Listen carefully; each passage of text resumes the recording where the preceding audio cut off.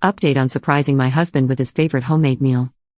I had finished cooking and setting the table a mere 10 minutes before he got home, so I started cleaning up the kitchen as I waited. I had the pleasure of seeing his reaction as soon as he walked in. Since there's a perfect view of the front door from the kitchen, he was instantly taken aback because the aroma of most Indian food is very much distinct. His eyes shot back and forth between me and the food for a few seconds before he asked what was going on. He's usually very calm and collected, so it was endearing seeing his emotions written all over his face. He reluctantly inched toward the food, and once the realization hit him that it was his mother's recipe, he wore an expression that I hadn't seen before. His voice cracked and it turned into a sob when he thanked me and embraced me in a bone-crushing hug. I'm still sore from it. He hasn't cried in front of me in months, so I was just as much, if not more, taken aback than he was. I was supposed to render him speechless, and there I was at a loss for words. I didn't expect him to react that way, in all honesty, and I found myself tearing up too. He had expressed that no one had ever gone out of their way to do something this thoughtful for him, and it made my heart all mushy.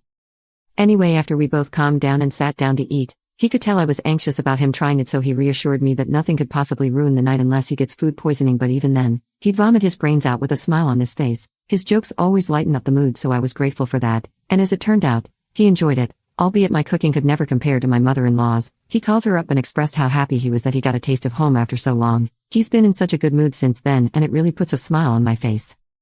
I have never really gone out of my way to do something this extreme for anyone before, but I didn't even give it a second thought, nor did I for a second regret the 4-hour drive. Even with these gas prices right now, I'm just happy he loved the dish, and as many of you said, even if it hadn't turned out well, he would have still felt the same. I try my best to do nice things for him because he makes me the happiest wife ever.